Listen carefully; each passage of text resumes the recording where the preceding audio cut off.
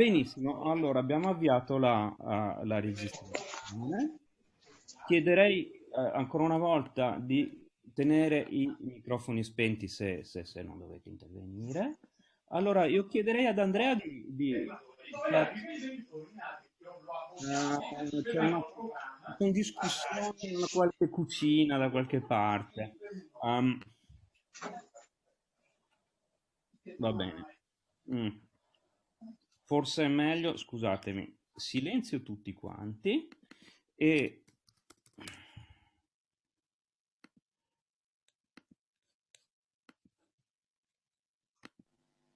Andrea, ti lascerei la parola per fare gli Eh, onori, brevemente gli onori di casa. Grazie. Grazie Marco. Beh, intanto grazie a tutti, grazie a questa folta presenza, seppur in queste piccole finestrelle, però dà anche questo l'idea di quanto interesse c'è attorno a questo tema e questa querel che ha occupato pagine di giornali, ma anche tanti cuori, tante gente, tante persone che si sono mobilitate attorno a questo dibattito. Scusa Marco, ho l'Annalisa Bruni che mi sta chiamando, vuol dire che c'è qualche problema. Devo ringraziare intanto tutti quelli che sono dati da fare per questa, scusatemi un attimo, dimmi Annalisa, dimmi. Sì, non sono io, è Marco. Lo dico a Ti dico tutti subito, quanti, ti dico dovesse subito. capitare che per qualche ragione finite fuori Eh, della riunione. L'Annalisa è fuori Marco, Sono in questo quindi momento, ma non è nella... non ho nessuna in sala d'attesa, quindi bisogna... Ah, no, non è vero, scusate, è colpa mia. Eh, scusate. È vero, c'è gente in sala d'attesa, la faccio entrare. sì. Vai, Andrea, intanto No, finisci. e appunto dicevo che l'interesse è grande e questa e la partecipazione di oggi del resto lo dimostra. E volevo fare dei piccoli ringraziamenti, ma grandi ringraziamenti perché attorno anche all'organizzazione di queste due serate, ricordo che ci sarà un'altra il giorno 26, ehm, c'è il lavoro di tanti. In modo particolare volevo ringraziare Annalisa Bruni proprio che ha curato un po' la organizzazione di questa serata, Ida Ossi che ha seguito e che sta seguendo l'organizzazione della prossima, quella estesa un po' anche ai musei e ai direttori di musei italiani,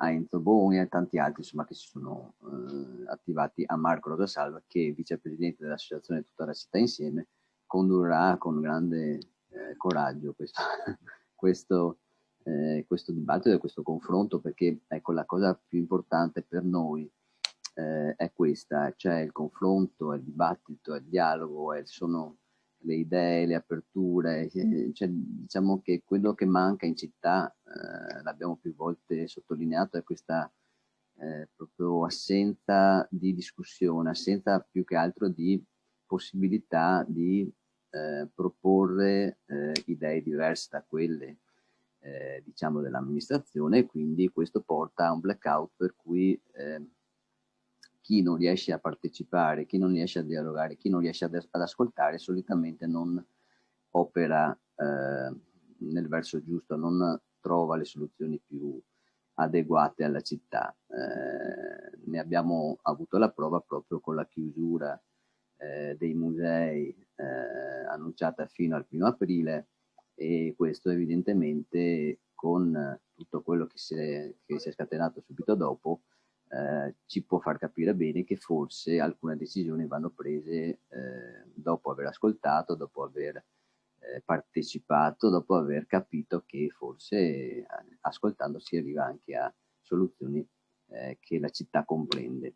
Ecco, non solo in questo caso la discussione non si è limitata solo in città, ma naturalmente ha superato anche quelli che sono i limiti dei confini lagunari, regionali e nazionali, insomma, è diventata patrimonio di tutti e credo che questo sia l'aspetto più positivo, il fatto che sia diventato appunto un tema, la cultura, come un tema appunto di tutti e che è un diritto di tutti l'accesso alla cultura, come è un diritto di tutto l'accesso ai musei, eccetera, eccetera. non mi dilungo di più perché non voglio, magari prenderò poi la parola quando Marco me la ridarà, e quindi cedo a Marco da Salva che ci condurrà in questa serata, cedo a lui la parola e grazie. Grazie ad Andrea che mi ha dato questo compito oneroso, ma che anche mi onora veramente.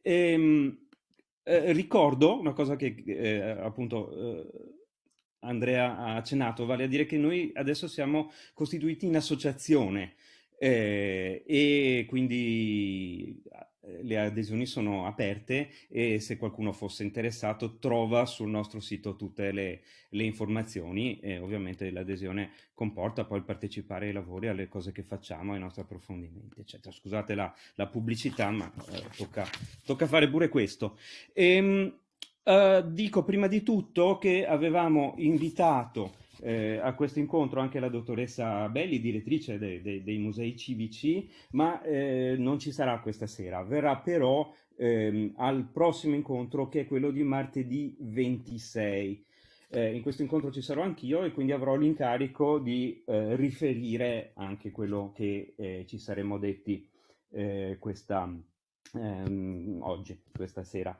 Non c'è stato possibile avere questa sera qualcun altro della Fondazione Musei, mi dispiace ma è andata così. Abbiamo in ogni caso un sacco di gente, un sacco di interventi, quindi prima di tutto vi pregherei tutti quanti di stare un po' calmi, veloci negli interventi. Direi di stare entro i 6 minuti se possibile, vi segnalerò in caso se sforiamo.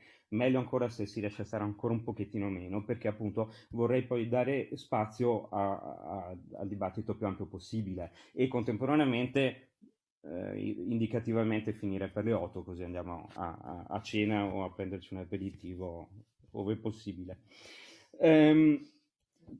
Velocità vale anche per me, quindi una breve introduzione. Permettetemi di condividere lo schermo così vado anche più veloce. Penso che adesso si dovrebbe vedere. Mi confermi? Perfetto, benissimo. Va bene, questa è la situazione che sappiamo.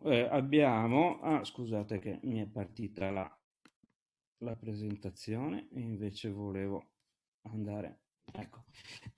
Questa è la situazione che tutti sappiamo.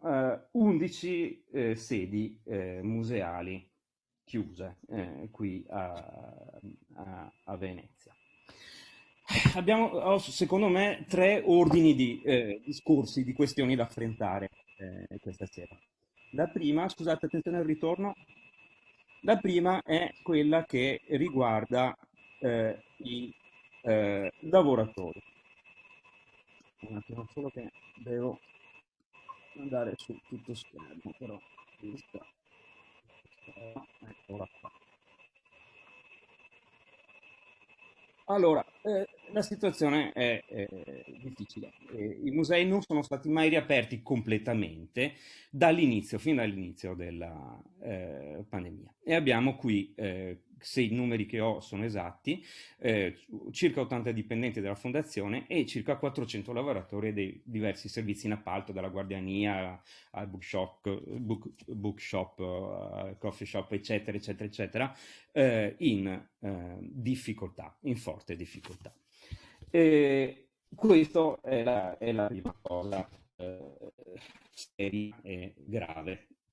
Lo è anche perché la situazione finanziaria della Fondazione Musei Civici certo non è facile, come non è facile per nessuno in questo momento praticamente, ma non è nemmeno tragica a quello che siamo riusciti a capire, quello che abbiamo letto nei giornali. Un bilancio ancora nel 2019 con 2.200.000 euro di utili, parecchi milioni di riserve liquide, ovviamente un passivo dovuto alla mancata bigliettazione, eccetera, nel 2020 di ben 7 milioni, ma compensati, e anzi più che compensati, da aiuti statali per oltre 8 milioni. Quindi non si sente. Guarda, nei microfoni si sente lo stesso questa vibrazione qua. Chiudete i microfoni per favore. Parlando, ho visto anche nei commenti, ma evidentemente altri sentono ci saranno ancora aiuti statali e quindi la situazione appunto non è così tragica. A fronte di questo c'è un risparmio derivante dalla cassa integrazione, mi risulta di pressappoco 200.000 euro al mese, che è una quota alla fine non grandissima delle spese che i musei hanno. Bene. Allora, questo sarebbe una brutta cosa, diciamo così, anche per un'azienda, una cosa poco commendevole anche per un'azienda in un momento in cui siamo tutti in difficoltà e tutti dobbiamo anche darci una mano. Ma la fondazione non è un'azienda. Abbiamo qua i primi articoli dello statuto della Fondazione Musei, che come sappiamo è una fondazione di partecipazione, un istituto un po' misto tra una fondazione vera e propria e un'associazione di persone, ma non mi dilungo. Bene, articolo primo, la fondazione non ha scopo di lucro e non può distribuire utili. Articolo 2, la fondazione promuove, forma e diffonde espressioni della cultura e dell'arte intese come bene comune. Articolo 3, la fondazione in particolare intende tutelare, conservare, promuovere, valorizzare e gestire il patrimonio culturale dei musei civici, eccetera, eccetera, per finalità di educazione di studio, garantendone la pubblica fruizione e l'apertura al pubblico. E ancora, articolo 3, la fondazione curerà la promozione e la fruizione gratuita del patrimonio culturale da parte dei residenti e o dei nati nel comune di Venezia. Dunque, questa è la seconda questione, cioè fondazione e veneziani, fondazione e cittadini. Allora, qua rubo semplicemente le parole d'ordine del settore educativo dei musei civici. E leggo semplicemente: incoraggiare il pensiero critico e divergente, educare la cittadinanza attiva, accoglienza, ascolto, partecipazione, inclusione, dialogo interculturale, educare la tutela dell'ambiente. Consiglio di andare a guardare i video fatti da Move Education, che sono molto belli, anche se purtroppo vedo che le visualizzazioni sono veramente molto, molto poche nel canale, purtroppo, perché per esempio questo progetto Il mio Correr, sguardi interculturali, l'ho trovato veramente molto bello, molto, molto interessante. Bene, a questo servono i musei per i cittadini veneziani e soprattutto per i nuovi cittadini veneziani, per i bambini e per i veneziani di adozione. Anche perché, allora, consentitemi una piccola cosa personale. Io mi ricordo di quando ero bimbo alle elementari, in giro per i musei con la scuola, per esempio al Correr, a vedere cose come queste. Questo è il cosiddetto editto di Ignazio. E tutto sommato, pensandoci, il fatto di aver visto, studiato, riflettuto su queste cose fa di me quello che sono in quanto cittadino veneziano. Ecco, non usufruire di questo è un problema. Ho messo il peccato, non il peccatore, come si fa a scuola. Ho ritrovato una discussione che ci fu a margine di una mostra sulle grandi navi in cui qualcuno non ricordava che cos'era l'editto di Ignazio. Qualcosa vorrà dire anche questo, io credo. Terzo ambito è quello della fondazione dei musei e il mondo. Questa decisione, la chiusura, lo sappiamo tutti, ha destato scalpore. La petizione di Italy ha raggiunto non so più quante migliaia di sottoscrizioni, anche diciamo alcune molto molto importanti, molto molto pesanti. Della cosa ha parlato la stampa internazionale, vi segnalo tra i tanti l'articolo particolarmente tranchant di Le Figaro, dove il nostro sindaco è definito d'extrême droite, Bene, chi vede le cose da fuori, come dire, si può permettere anche delle definizioni appunto piuttosto tranchant. Venezia, i musei e il mondo in generale, ma il mondo anche in particolare il mondo degli studiosi. Ricordiamo, e qua finisco, che dai musei civici dipendono anche 5 sedi di biblioteche: Museo Correr, Camocenigo, cioè Tessuto, Capesaro, Arte Moderna, Casa Goldoni, Studi Teatrali, e la biblioteca del Museo di Storia Naturale. Poi c'è anche l'archivio del Palazzo Fortuny, mi risulta, e forse mi dimentico anche qualcos'altro. Queste sedi di biblioteche sono chiuse, inaccessibili agli studiosi di tutto il mondo, e le biblioteche sono importanti, come ricordava anche oggi nella stampa Alessandro Barbero.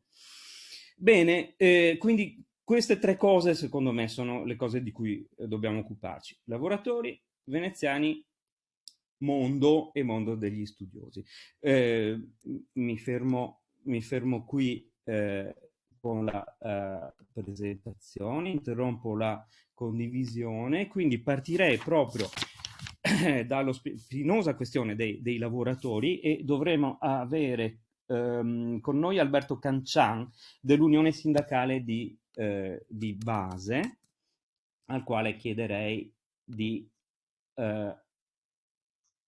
parlarci appunto della situazione, cominciare a parlarci della situazione dei lavoratori. Prego, grazie. Sì, buonasera a tutti, saluto a tutti i presenti.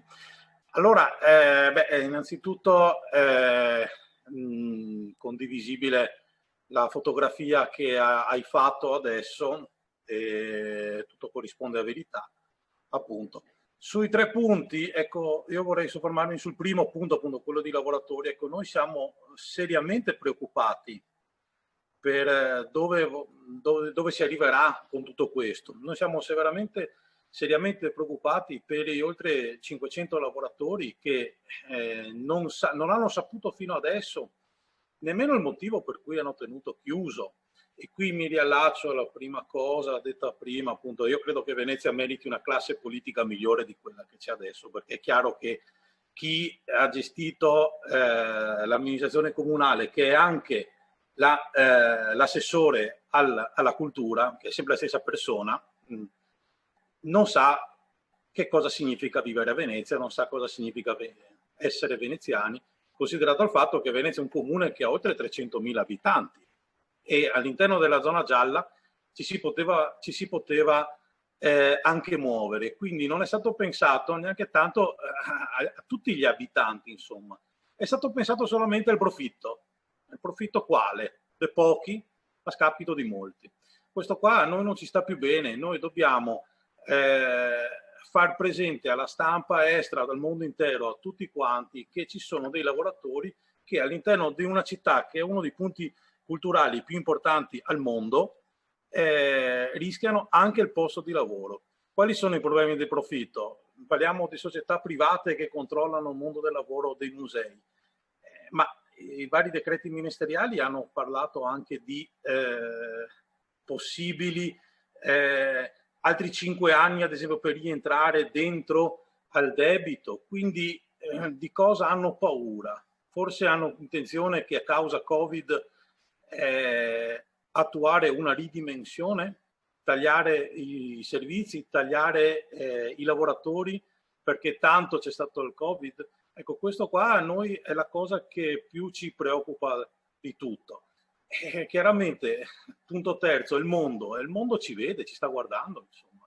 Noi dobbiamo dare un'immagine di una città viva, malgrado qualcuno la voglia far morire, malgrado qualcuno abbia già pensato sia morta. Invece quest'anno 2021 Venezia compie 1600 anni, sono state fatte tante iniziative, si stanno facendo, ma per quanto riguarda la cultura ancora non sappiamo nulla.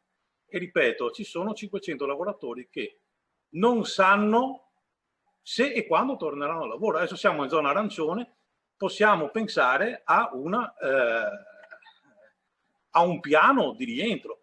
Io mi auguro che tutte le sigle rappresentate anche qui ci sia maggiore armonia, perché, ripeto, in questo momento c'è bisogno di essere più uniti possibili, perché, ripeto, l'interesse comune qui è la salvaguardia di tutti i posti di lavoro e dopo anche un programma che possa dare anche dignità a questi lavoratori, perché da quello che sembra che questa amministrazione comunale la stia anche togliendo la dignità, e questo qua a noi non ci va bene. Del resto la situazione è quella che è. Il problema riguarda sempre la curva dei contagi che sta aumentando sempre di più. Quindi le aziende devono investire e farsi chiedere soldi dalla regione, dallo Stato, stanno tirando fuori per le sanificazioni. Secondo me, a mio avviso, si potrebbero riaprire i musei con delle sanificazioni ben fatte, finalmente, con un investimento mirato su questo, magari invitare le scuole, piccoli gruppi, un po' alla volta, ci si prenota. Però, insomma, dare importanza alla città stessa, che è abitata dai suoi abitanti, che sono vivi, che se ne dica, ma anche si pensi appunto per il futuro. Io credo che Venezia ha questa possibilità di farlo, però da quello che sembra, regione troppo indaffarati a cantare Faccetta Nera e comune troppo indaffarati a pensare ai propri interessi di bottega da imprenditori, e questa cosa non va più bene, ma ci sono, ripeto, 500 lavoratori che non sanno quando e se rientreranno al lavoro. Io al momento mi fermo qua e sono a disposizione. Grazie a tutti, buona serata. Grazie mille, grazie mille. Ricordo tra l'altro che in commissione consiliare era stato presentato un piano di riapertura parziale, un'altra volta, dei musei. E quindi teoricamente la riapertura era programmata, era pronta. Senza dubbio sarebbe possibile. Ricordo anche, bene, dico una cosa molto ovvia, ma che i musei sono attivi anche se sono chiusi. In questo momento siamo in zona arancione, pazienza, ma posto che speriamo di non starci dentro fino ad aprile, ma c'è un sacco di cose da fare, anche se non c'è l'ingresso, diciamo, normale del pubblico. Benissimo. Adesso sentirei Daniele Giordano, segretario CGIL Funzione Pubblica, se è con noi. Qui ci sei? Prego, a te la parola. Sì, buonasera a tutti, grazie Andrea, grazie a tutti insomma per l'invito. Io dico subito che ovviamente qui tutti, immagino, contestiamo e non condividiamo la scelta che Fondazione Musei ha fatto. Come tutti abbiamo però appreso da giornali, ma anche dagli interventi contraddittori che ci sono stati, sappiamo che poi in fondo questa scelta l'ha fatta l'amministrazione comunale, l'ha fatta il vicepresidente della fondazione, che è il sindaco, che ha imposto questa decisione al CDA, che è lo stesso sindaco che già nel 2020, quando i musei si potevano riaprire, sostanzialmente non lo voleva fare, tant'è che ci ricordiamo che già nell'estate 2020 si apre un dibattito sul fatto che sostanzialmente solo alcune strutture devono essere riaperte e per periodi ridotti, per i fine settimana, non tutte, e specialmente devono essere riaperte solo quegli spazi come Palazzo Ducale che portano introiti alle casse della fondazione. Quindi noi assistiamo già a un dibattito nell'estate 2020 che chiarisce in modo chiaro qual è l'idea dell'amministrazione. Quei musei che si autosostengono, anzi che con i loro introiti sostengono i musei che non riescono a farcela da soli, possono essere aperti, mentre i musei che sostanzialmente non producono reddito, non producono introiti, possono restare chiusi. Ed è un 2020 difficile perché è caratterizzato per tanti lavoratori da periodi di cassa integrazione, sia dipendenti della fondazione che dipendenti degli appalti. Lì, grazie a diverse sollecitazioni fatte da forze politiche, forze sindacali, poi si arriva a una riapertura più ampia, ma nel 2020 non abbiamo mai visto diciamo così, eccetto quei mesi, una serrata totale sia dell'attività della fondazione che dell'apertura dei musei, perché è bene, credo, distinguere le due cose, perché stanno insieme, ma sono due cose che dobbiamo, nel dibattito, ma anche nelle iniziative che verranno messe in campo dalle forze politiche, cogliere la diversità tra il fatto che il governo ha imposto una chiusura dei musei in modo netto, chiaro, per l'emergenza sanitaria, ma non ha mai imposto il blocco dell'attività di quelli che fanno vivere anche i musei tutto l'anno. E quindi la scelta che fa Venezia di chiudere l'attività della fondazione è un inedito sostanzialmente. Io mi sbaglierò magari, ma non mi risultano altri casi in Italia dove sia stata bloccata l'attività dei curatori, dei conservatori, l'attività delle biblioteche, l'attività di ricerca, l'attività scientifica, l'attività nel rapporto con le scuole. Tutto questo l'amministrazione lo fa solo e soltanto rispetto al fatto che questa scelta permette sul bilancio della fondazione, che ovviamente chiude gli appalti, ma permette sul bilancio della fondazione di risparmiare gennaio, febbraio, marzo circa 620.000 euro, mettendo nei fatti, a differenza di quanto è stato dichiarato, il personale totalmente in cassa integrazione, perché si danno, e sembrerà una provocazione, 1 o 2 giornate ma al mese a chi si occupa di conservazione per gestire i social network, non per fare il proprio lavoro. Quindi da questo punto di vista poi si rappresenta sui giornali un'apertura parziale dell'attività che purtroppo non c'è, anzi è totalmente chiusa e fa fare alle nostre istituzioni una figura un po' misera, non solo a livello locale ma a livello nazionale, se non oltre, rispetto al fatto che vengono interrotti anche quei rapporti e quelle attività con importantissime istituzioni o soggetti privati o ricercatori che avrebbero bisogno invece di trovare in questo momento una fondazione musei che si ripensa, che pensa al proprio futuro, che contribuisce al dibattito sul futuro della città, togliendo dal campo l'idea che turismo sia l'elemento cardine per l'apertura dei nostri musei, anche perché i ristori ricevuti dal governo, che ben sono stati illustrati all'inizio, hanno coperto ampiamente le perdite del 2020. Quindi da questo punto di vista noi non abbiamo una situazione di gravi deficit economico che giustifica questa scelta.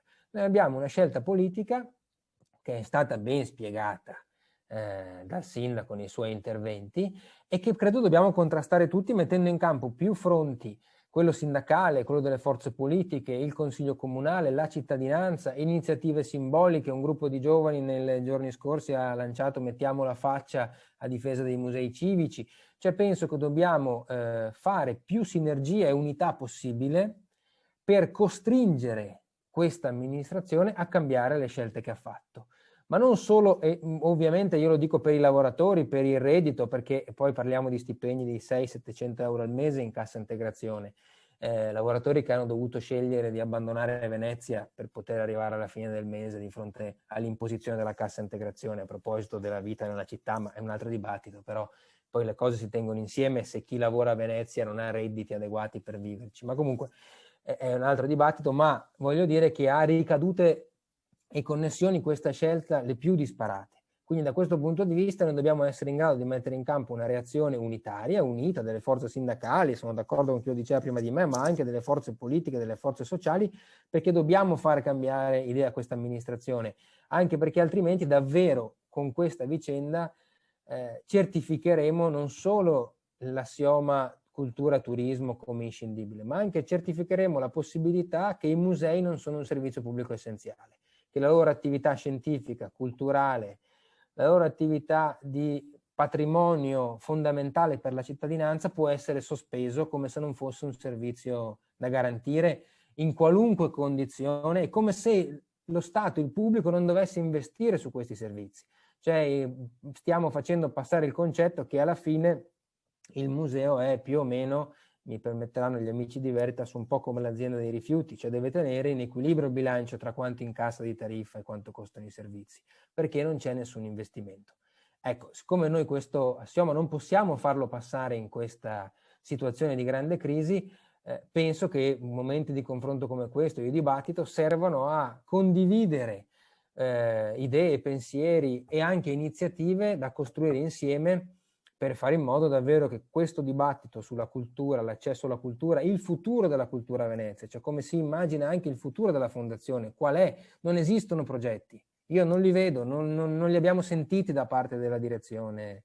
Mi spiace che non ci sia, magari li sentiremo nella prossima iniziativa, ma noi non abbiamo colto né idee banali né idee innovative, non abbiamo colto nulla.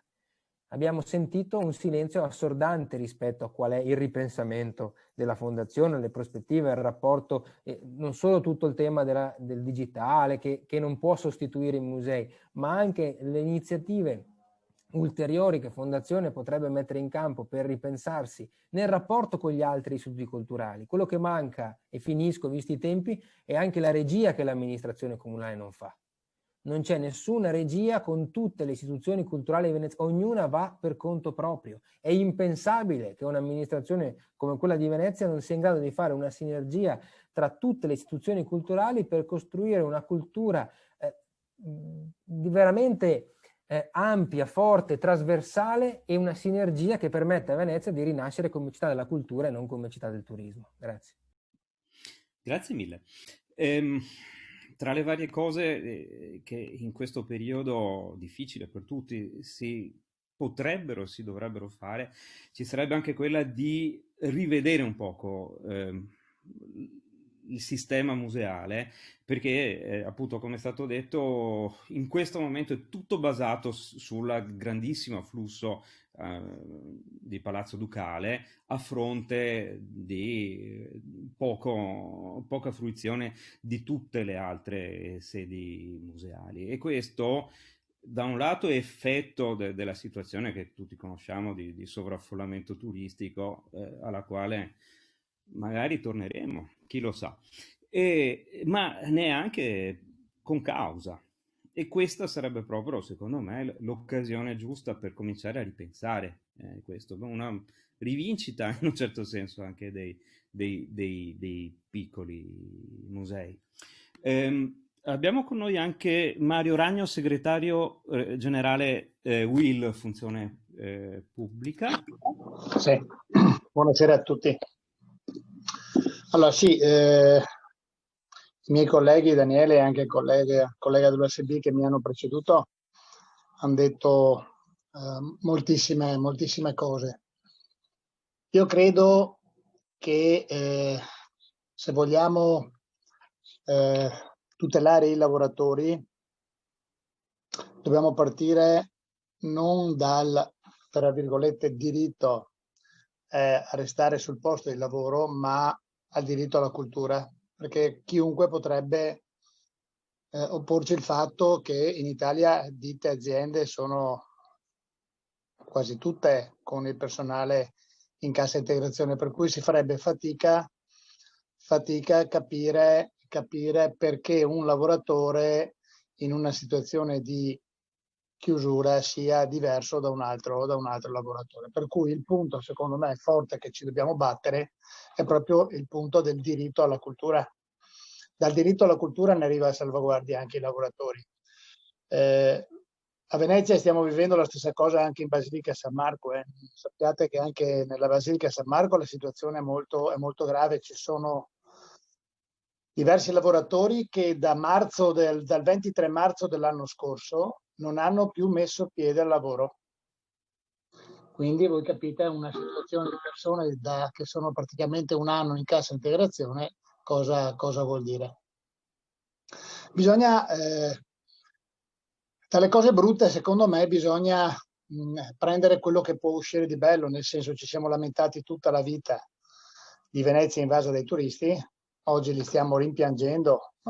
Se potessimo averli tutti, aver le calli affollate, litigare perché non hai spazio per camminare, saremmo molto più felici dopo aver visto questo. Ma al di là della battuta, credo che sia arrivato il momento giusto, e purtroppo non vedo nulla in questa amministrazione, il momento di ripensare a una Venezia diversa.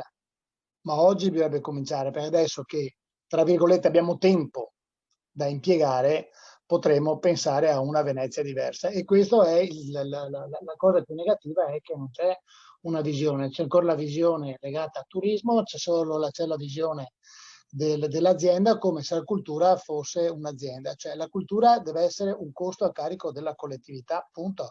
Come devono essere un costo gli asili nido, come deve essere un costo la sanità. No, non possiamo pensare alla cultura a qualcosa di diverso, se no non siamo un paese civile, siamo un'altra cosa.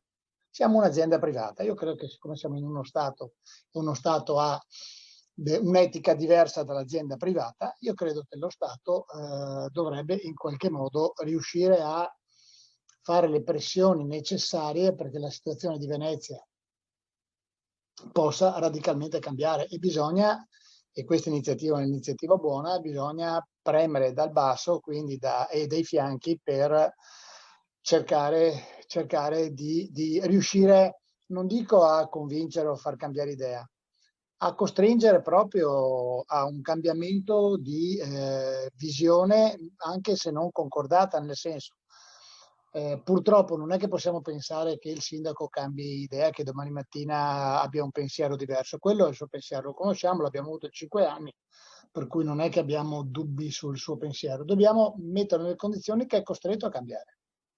Ed è quello che dovremmo fare lavorando. Questo è quello che noi... Per cui io credo, proprio partendo dal diritto alla cultura, che è alla pari di tutti gli altri diritti, il diritto allo studio, dicevo prima la sanità e quant'altro, dobbiamo partire da lì e da lì a andare avanti, perché altrimenti questa è l'ennesima goccia di veleno che diamo alla città di Venezia per farla morire. Io mi fermo qua perché è inutile ripetere tutto quello che ha detto Daniele, che concordo in pieno, è una battaglia che stiamo facendo assieme e che concordiamo parola per parola, per cui proprio per non rubare tempo agli altri. Comunque bene l'iniziativa. Grazie mille. Benissimo. Certo, la cultura o servizio, ogni tanto ce ne dimentichiamo, e a me francamente trovo che diventa sempre più insopportabile l'ipocrisia che c'è da parte di molti tra il dire che la cultura è il nostro petrolio, la nostra ricchezza, eccetera, eccetera, eccetera, quando si tratta di fare un discorso in generale, e quando però si va sul concreto prevale sempre il famoso con la cultura non si mangia. Almeno usciamo da questa ipocrisia, diciamo o una cosa o l'altra. Ecco. C'è una Sara V, che penso sia Sara Wiesman, è giusto? Sara Wiesman, Sì, sono io. benvenuta. Buonasera a tutti. Prego, a te la parola. No, non dovevo parlare, volevo solo confermare che ero qua. No, ma te la sto dando io la parola, se ti... No. No, vabbè, a me interessava di più sentire gli operatori e se ci sono in collegamento persone che avevano anche delle proposte. Ho aderito con molta convinzione all'iniziativa dei giovani, cioè quella di mettere la faccia, eccetera, di far passare questo... far passare questa iniziativa anche sui social. E io appunto sono molto convinta del fatto che bisogna partire da quello che servono i musei, cioè servono per fare cassa o servono per dare, appunto, come si dicevano poco fa, un servizio al cittadino e quindi una formazione del cittadino. Se partiamo dal fatto che non devono essere delle aziende, allora tutto è molto più semplice. La strada è già molto più segnata rispetto alle azioni che noi dobbiamo andare a fare per tutelare o comunque salvaguardare questo tipo di attività. Sono molto d'accordo che ci sono e ci sono anche i report, ci sono dei musei che ovviamente quando c'è un'affluenza turistica hanno anche una capacità di avere poi anche un reddito. C'è appunto Palazzo Ducale, però io penso anche al Museo Vetrario di Murano, che ha avuto delle buone performance e probabilmente perché è legato anche ha una parte attiva all'interno del museo dove si organizzano anche cose un po' differenti rispetto alla mera mostra, ecco.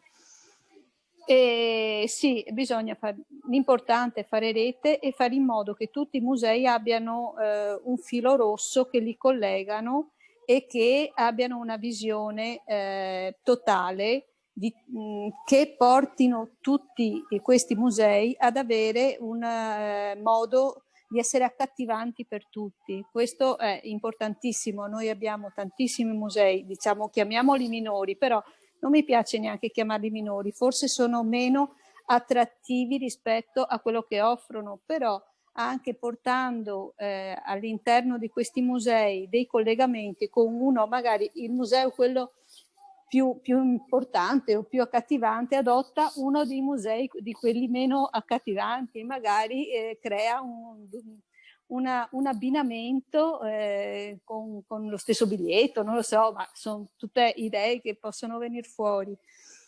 C'è la necessità di farli conoscere questi musei, di farli conoscere anche proprio, come si diceva prima, a quelli veneziani di adozione, perché se vogliamo formare anche dei veneziani stanziali, gente che poi viene qui e apprezza la cultura, apprezza quello che è il nostro territorio, dobbiamo dare la possibilità di capire perché Venezia è fatta così, perché si vive così, perché ha queste ricchezze. Mi fermo qua perché ho intenzione di ascoltare quello che dite voi.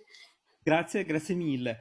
Approfitto adesso per una piccola cosa pratica, mi ero dimenticato prima. Vi metto in questo momento nella chat un link a un drive Google con un po' di materiale. Ho messo la rassegna stampa, tutto quello che sono riuscito a trovare nei giornali locali, qualcosa dei giornali internazionali, la petizione di Italy e così via. Ecco, per chi volesse approfondire l'argomento, avesse bisogno di qualche cosa. Allora, avrei qui Leonardo Bison Mi riconosci, sono un professionista dei beni culturali. C'è Leonardo? Sì. Ecco, prego, do a te la parola. Do a tutti del tu, forse non è elegante, ma è per praticità, scusatemi.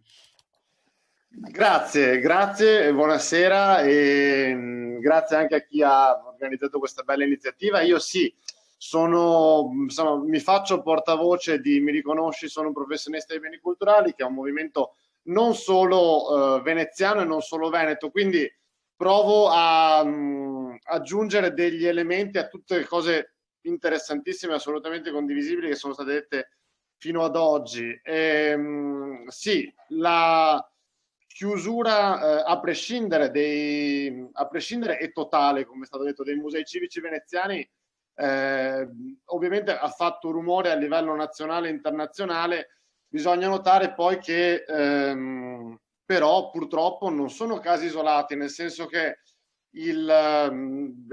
forse l'errore, per fortuna, nel senso che almeno siamo qua a dibatterne, si è creata una coscienza collettiva forte del Comune di Venezia, è stato quello di dichiararlo deliberatamente con 4 mesi di anticipo, ma noi stiamo vedendo già in questi giorni che per esempio anche a Pisa si è detto che la torre non è il caso che riapra, la torre, il Battistero e tutti i musei collegati non è il caso che riaprano in assenza di turisti. A Firenze alla fine della primavera scorsa il comune ha deciso di tenere chiusi i musei perché tanto non c'erano i turisti, e ormai a settimane dall'annuncio della Fondazione Musei Civici di Venezia il Ministero dei Beni Culturali, che pur è stato l'ente che ha permesso alla Fondazione Musei Civici di chiudere in attivo il bilancio grazie appunto ai sussidi che sono stati forniti, non ha detto una parola. Quindi purtroppo siamo dentro questa contraddizione profonda sulla funzione che i luoghi culturali e i musei hanno, che sta colpendo in modo drammatico Venezia, ma anche altre situazioni in Italia. come ci tengo a sottolineare che poi i lavoratori colpiti non sono solo, che già basterebbero, i 500 che poi lavorano in modo diretto o indiretto per la Fondazione Musei Civici, ma in realtà c'è poi tutto un mondo di lavoratori che operano nell'indotto del turismo culturale a Venezia e anche fuori Venezia, che di fatto vedono il loro lavoro virtuale, cioè ipotetico, impossibilitato a partire. E questo è uno dei temi, nel senso che con una scelta così forte, così deliberata, in attesa che torni il turismo di prima, si fa diventare anche impossibile il lavorare a qualcosa di diverso, che sembra una stupidaggine, però è proprio quello che si dovrebbe fare nei mesi di impossibilità ad avere i flussi precedenti che tra l'altro tanti problemi avevano. Quindi il discorso, ma ripeto, che non si sta palesando solo a Venezia, è proprio chiedersi, cioè, se la Fondazione Musei Civici non esiste per dare migliori servizi ai cittadini, nel senso che appunto abbiamo visto prima lo statuto, si suppone che sia stata creata per dare qualcosa di più che se no non si poteva avere. Allora, se non esiste per questo, per quale motivo esiste? Perché il dubbio reale a cui rispondere è questo qui. Noi sappiamo che la Fondazione Musei Civici di Venezia è stata portata in palmo de man, insomma è stata portata come esempio da imitare per praticamente gli ultimi 10 anni, perché aveva la capacità di autofinanziarsi. Però come è stato fatto? È stato fatto concentrando gli orari di apertura su Palazzo Ducale, insomma andando a sacrificare in qualche modo una parte dell'offerta culturale per aumentare l'offerta turistica. Quindi se adesso noi arriviamo a dire che, qualcuno arriva a dire che tanto i veneziani non ci andavano tanto nei musei, quindi vale la pena tenerli chiusi, allora, a parte appunto il grave errore ideologico che si fa, però la domanda è se una fondazione non era in grado di portare abitualmente, continuativamente i cittadini nei musei civici che amministra, forse c'era qualcosa che non andava proprio nelle finalità di base di questa fondazione. Quindi il concetto di base è che noi crediamo che si debba fare un fronte unito civico, cittadino, anche extra cittadino, e poi però anche contestualizzare queste scelte in un quadro generale, nazionale in particolare, in cui non è affatto chiaro perché da marzo a oggi sono andati sempre più a confliggere gli interessi di alcuni investitori privati o comunque gestori privati e gli interessi dei cittadini, e da marzo a oggi non si è ancora affrontato a livello anche a livello di amministrazione veneziana, ma anche a livello centrale, questo conflitto. Cioè non si è parlato di riforma che permetta al nostro sistema museale e culturale di funzionare in modo diverso e di funzionare a prescindere dal turismo di massa, che tanto sappiamo che non tornerà per anni e che comunque era pieno di problemi, quindi non poteva essere la via maestra. Potrei dire molto altro, ma lascio intervenire anche altre persone e vi ringrazio per la possibilità di intervenire. Grazie ancora. Grazie mille. Si è parlato di indotto. Io so che Mauro Masero poi ha qualche impegno, per cui chiederei adesso di intervenire a lui. Mauro, oltre ad essere guida turistica, è storico della musica, è promotore di parecchie innovative iniziative culturali, tra cui mi preme citare quella del Bacaro Tour, musica di Bach in giro per i Baccari veneziani, che speriamo di poter riprendere al più presto. Prego Mauro. Grazie Marco. Sì, io parlo in questa sede a titolo di educatore museale, vale a dire uno di quei lavoratori che non possono definirsi lavoratori dei musei in quanto lavoratore indipendente, a partita IVA, d'accordo? Quindi io probabilmente non rientro nel computo di quei 500 citati da Cancian, oppure riassunti nel computo che ha gentilmente esposto Marco Rosasalva in apertura. Noi siamo dei prestatori d'opera per l'ufficio delle attività didattiche, Move Education si chiama, che è un ufficio molto attivo che fa dei progetti molto belli, per realizzare i quali si appoggia a dei professionisti. Siamo tutti storici dell'arte o comunque persone formate per fare questo lavoro, anche proattive nel farlo e appunto però autonomi. Ringrazio ulteriormente Marco Rosasalva per aver ricordato in apertura la finalità educativa da statuto dei musei civici. E dunque è paradossale che chi fa praticamente la didattica per le scuole e non per il turismo, d'accordo, questo è importante sottolinearlo, viene di fatto trattato come un lavoratore esterno. Nel mio personale caso non lavoro da marzo dell'anno scorso, a parte una fugace parentesi estiva, quando si era risvegliato un pochino il turismo, e un turismo di prossimità, quello era, anche perché le scuole erano giustamente chiuse. Non ricevo un sussidio da maggio e dunque mi sono reinventato con altri lavori.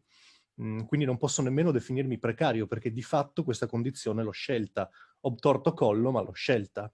Non c'è altro modo di svolgere questo lavoro se non aprendo una partita IVA e diventando un professionista autonomo, proprio perché negli anni si è costruito questo sistema che gradualmente ha esternalizzato i servizi per permettere alla fondazione poi di non dover rispondere a chi fa il mio lavoro. Quindi io non posso pretendere che ora la fondazione si preoccupi di me e dei miei colleghi, perché giustamente io sono un autonomo, d'accordo? Quindi non posso nemmeno battere la testa al muro, perché di fatto l'ho scelto. E quindi è una situazione paradossale, però credo sia importante sottolineare che ci siamo anche noi. Ecco. Ci chiamiamo educatori museali, non siamo guide. Io sono anche guida turistica, ma questo è un altro discorso, perché ho voluto io fare il tesserino, l'ho preso, e è un'abilitazione in più che ho voluto aggiungere al mio curriculum, ma di fatto siamo dei professionisti nell'educazione. Ecco. Si parlava prima di diritto alla cultura, l'educazione è l'unico grimaldello, diciamo così, per esercitare il diritto alla cultura, nel senso che se io ho il diritto alla cultura ma non so cosa sia la cultura, a cosa serva, cosa me ne faccio? Non so nemmeno che esista. L'educazione è questo, dal mio punto di vista, e non solo, tirar fuori da uno stato di ignoranza nei confronti anche dei propri diritti, d'accordo? Ecco, ultima cosa, un rimpianto tra i tanti che potrei avere, quello dell'occasione persa del continuare, a cui mi associo agli interventi che mi hanno preceduto, in un'attività altra nei mesi di chiusura e di confinamento. I musei devono stare aperti perché sono servizi pubblici, e questo siamo tutti d'accordo naturalmente. Ma che cosa fanno se non c'è il turismo? Accidenti. Fanno ricerca, fanno catalogazione, fanno didattica, fanno divulgazione. E quanti professionisti ci sono che scalpitano per lavorare, io e i miei colleghi, e non lo possono fare perché ci sono degli impedimenti, dei grovigli, come dire, di natura burocratica, finanziaria, che so io. Cosa ci stiamo a fare? Cioè, io, adesso vi dico il mio caso banalissimo, mi sono reinventato facendo dei corsi online in questi mesi di totale annullamento del reddito e di impossibilità di sopravvivere non avendo io una famiglia che mi possa sostentare, va bene, ho anche 34 anni, quindi uno ambisce anche una certa indipendenza a un certo punto, sono già tanti, credo, per essere in una situazione di precariato continuo e totale. E i musei civici che cosa hanno fatto in questo? Molto poco e molto scarso. Mi spiace dirlo, però di fatto con tutte le professionalità che girano attorno a queste istituzioni, con le potenzialità tecniche che ci sono, perché non ci vuole moltissimo, credo, si è rinunciato a voler aprire i musei in virtuale, non fare lo squallore dei tour virtuali che spesso vengono pubblicizzati di qua e di là, ma fare cultura in altro modo, come ha fatto il Teatro La Fenice, facendo dei concerti in streaming, più o meno riusciti, più o meno belli, ma intanto è stato fatto qualcosa. Come hanno fatto molti professionisti che si sono dedicati all'online, nel mio infimo piccolo anch'io, d'accordo? Questo non è stato fatto, anche perché mi rendo conto ci sia il problema delle casse integrazione, eccetera. Ma quando sento parlare di cassa integrazione a 600-700 euro, io dico magari averceli. Grazie, grazie Mauro. Sì, teniamo presente che il settore ha un indotto molto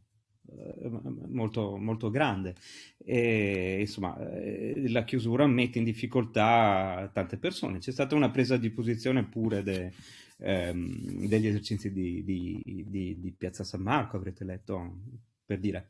Bene, Maria Pia Robbe per Venezia Consapevole, vuoi dire tu due parole? Sì, volentieri. Grazie. Ciao a tutti.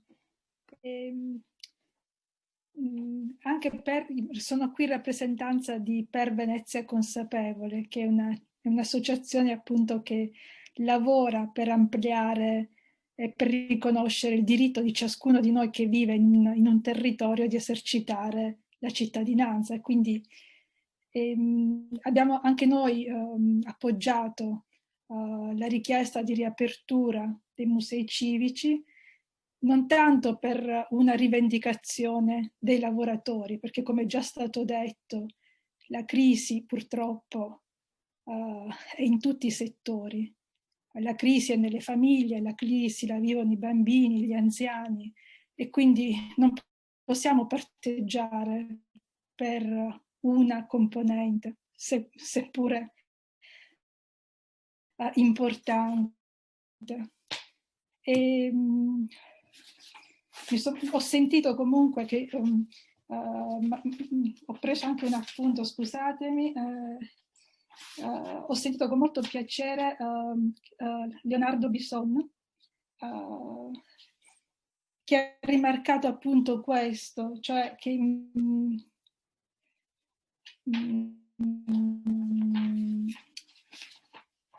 la necessità appunto, allora i musei civici sostanzialmente devono dimostrare di essere utili alla cittadinanza. In questo periodo, cioè nel momento di maggiore fruizione dei musei, c'è stato il disagio maggiore dei cittadini che si sono sentiti in qualche maniera, persi l'offerta dei musei. E quindi chiedere adesso la riapertura significa anche chiedere con forza che ci sia una programmazione in questo momento in cui ci siamo soltanto noi in città, e quindi dobbiamo ricominciare a riappropriarci di questi spazi. La cultura è un diritto e quindi è necessario che torniamo ad esserne consapevoli, e quindi le associazioni assolutamente possono lavorare per una maggiore sensibilizzazione intanto da parte dei cittadini, ma per poter far pressione anche sulla fondazione, perché effettivamente metta a disposizione di tutti questo grandissimo patrimonio. se la cultura che non è necessaria neanche per i turisti. E quindi, siccome dei troppi turisti, ne abbiamo patito in moltissimi il disagio, e come cittadini invece vogliamo ritornare ad usufruire della cultura che è custodita anche nei musei, e quindi questa è l'azione che noi vogliamo appoggiare e che assolutamente ci impegniamo ad appoggiare. Grazie. Grazie mille Maria Pia. Spero che si sentiva abbastanza bene. Ogni tanto c'è qualche difficoltà di audio, ma io sono riuscito a seguire per bene, spero tutti quanti. Allora, c'è qualche assente tra quelli che dovevano intervenire. Io adesso darei la parola a Alessandro Marzomagno, penna nota, voce nota anche della radio, e volto noto pure della TV, per parlare soprattutto dal punto di vista degli studiosi e dei ricercatori della storia di Venezia, eccetera, per riguardo al problema della chiusura dei musei e delle biblioteche. Eccoti. Oh. Scusami, credo di averti tolto il microfono per sbaglio. Riprova? No. Chiedi di riattivare. Sì. Ecco qua, scusami. Bene. Beh, intanto grazie. Devo dire che hai molto esagerato, perché noto mica tanto, ma insomma va bene. No, diciamo, sai, scrivere libri oggi non è un'attività che ti renda noto. Ma insomma, sento sempre Radio 3 e ho la radio in bagno, per cui compari spesso nel mio ho degli effetti laterali.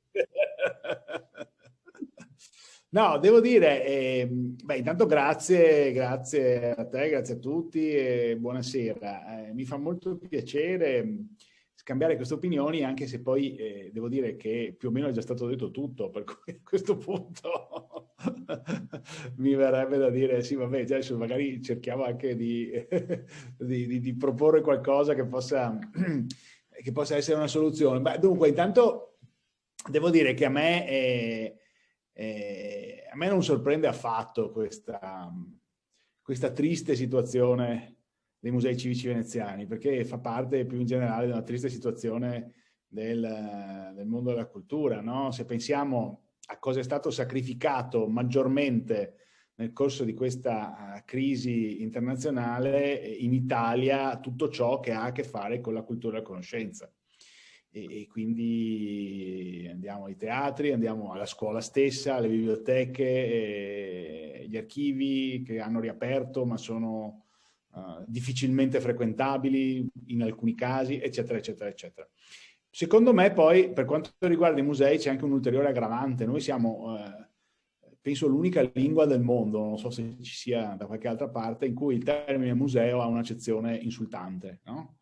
Pezzo da museo, polveroso come un museo, eccetera, eccetera. Poi c'era un'altra cosa che magari non è carina da dire, però insomma, dire museo è dire una brutta cosa.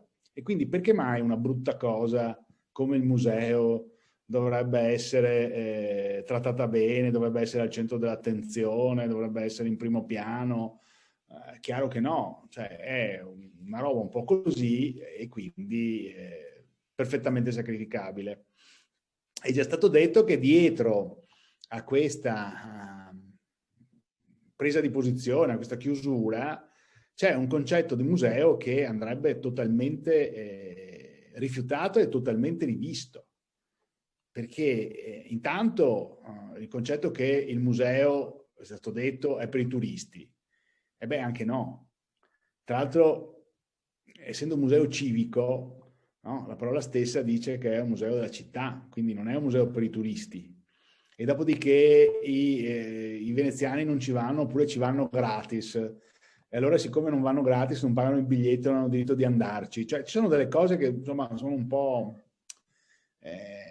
così, abbastanza discutibili, direi. Altra cosa è che il museo si riduca allo spazio espositivo. Ora è stato detto e ribadito, i musei sono ben altro. Però quello che passa, e devo dire che visto che non dimentichiamoci mai che gli eletti sono rappresentanti degli elettori, e quindi la nostra amministrazione comunale non arriva da Marte, la nostra amministrazione comunale è stata eletta dalla maggioranza dei veneziani.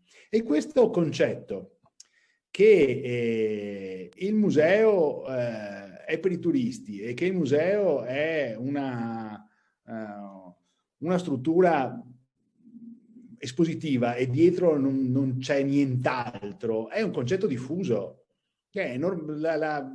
Il fatto che ci sia attività di ricerca, attività di catalogazione, attività di digitalizzazione nei musei non è così scontato. Non è che la cittadinanza nella media, poi ovviamente ci sono, ma insomma la cittadinanza nella media si renda conto bene o male di cosa, dei lavori che si fanno in un museo. E quindi tutto ciò viene scontato poi da questa situazione. Poi aggiungiamo che alla fine questa amministrazione comunale, che è in conflitto con l'amministrazione centrale dello Stato, però poi si sana i bilanci grazie ai contributi statali, e quindi anche questo mi sembra molto contraddittorio, e quindi insomma abbiamo tutta una serie di cose che vanno in questo genere. Tu mi chiedevi dal punto di vista dei fruitori. Sì, io sono uno che usa, poi insomma per il mio lavoro più le biblioteche che i musei, però uso queste istituzioni culturali come ricercatore indipendente, freelance come si può chiamare, ma diciamo c'è tutto un mondo che sta risentendo pesantemente di questa situazione, perché bene o male viene impedito di svolgere il proprio lavoro. Sentivo prima l'intervento di Mauro Masiero, che mi sembra molto significativo, ma non dimentichiamoci tutti quelli che da posizioni indipendenti, quindi non di diretti, di dipendenti diretti dei musei, ma che lavorano e e traggono il loro sostentamento da questo tipo di attività. Io sono uno di quelli. Io sono uno che vive grazie all'attività di ricerca in biblioteca e negli archivi. E questa cosa è sostanzialmente impedita. E credo nel disinteresse abbastanza generale. Ecco. Detto ciò, poi c'è anche da affrontare il futuro, affrontare la riapertura. Noi abbiamo una situazione, parlo sempre di musei civici, ma insomma, poi si potrebbe anche allargare il discorso ai musei statali. Abbiamo una situazione di totale e assoluto disequilibrio, perché tutto quello che sta fuori dall'area marciana e per fortuna dal Museo Vetrario, che è già stato sottolineato, ma è un museo che ha dei buoni livelli di accesso, ma tutto quello che sta fuori, al di fuori di quell'area, è reietto, e quindi abbiamo dei musei di enorme rilevanza dove non ci va quasi nessuno. E poi arriviamo al punto che volevamo vendere un quadro, cosa c'entra con Venezia Klimt? Niente, ovviamente, la Biennale non c'entra niente. E quindi insomma, ecco, secondo me ci sarebbe bisogno di pensare, e forse questo potrebbe essere una proposta politica, di pensare a una seria politica di promozione, di marketing museale, ma dell'insieme dei musei, che non è pensabile che a Carezzonico non ci vada nessuno, poi nessuno per modo di dire, ma insomma ci vadano pochi visitatori, o a Capesano, insomma in questi musei. E qualcosa si può fare, perché insomma se guardiamo all'esperienza del Grimani, museo statale che di fatto era stato chiuso per mancanza di visitatori, ce lo ricordiamo, e grazie a iniziative, mostre e promozione, marketing, adesso io non so che livelli di visitatori abbia, ma insomma comunque è entrato in un circuito di attenzione. Va bene che c'è una mostra strepitosa dentro, però insomma è entrato in un circuito di attenzione, di articoli, di servizi televisivi, eccetera, eccetera, che lo ha reso molto visibile. E quindi io credo che questo dovrebbe essere dovrebbe essere una proposta molto sentita da parte di chi si occupa della politica cittadina e quindi insomma, di cercare di riequilibrare quello che già abbiamo, perché poi alla fine non è che noi abbiamo bisogno di musei. Io credo che avremmo bisogno, per esempio, di un museo della stampa, visto che siamo stati la capitale della stampa e non abbiamo, non c'è. Forse avremmo anche bisogno, anzi senza forse, avremmo anche bisogno del museo della gondola. Ma insomma, lasciamo stare. Adesso non proponiamo aperture di nuovi musei, ma quelli che ci sono senz'altro andrebbero utilizzati in maniera migliore. Temo che sia molto difficile perché, ripeto quello che ho detto all'inizio, gli elettori sono lo specchio, gli eletti sono lo specchio degli elettori. Grazie mille. Devo dire che Mi siete spariti tutti. No, non ci vedi più. Noi ti vediamo e ti ascoltiamo. Devo dire che sentendo citare Palazzo Brindisi, adesso...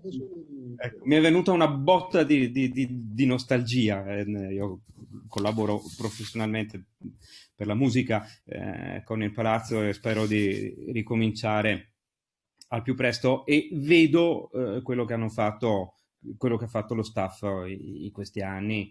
E effettivamente, tra l'altro, è un museo che è in controtendenza, cioè ha avuto un exploit di visitatori in una situazione pre-pandemia che era di calo della maggior parte dei musei.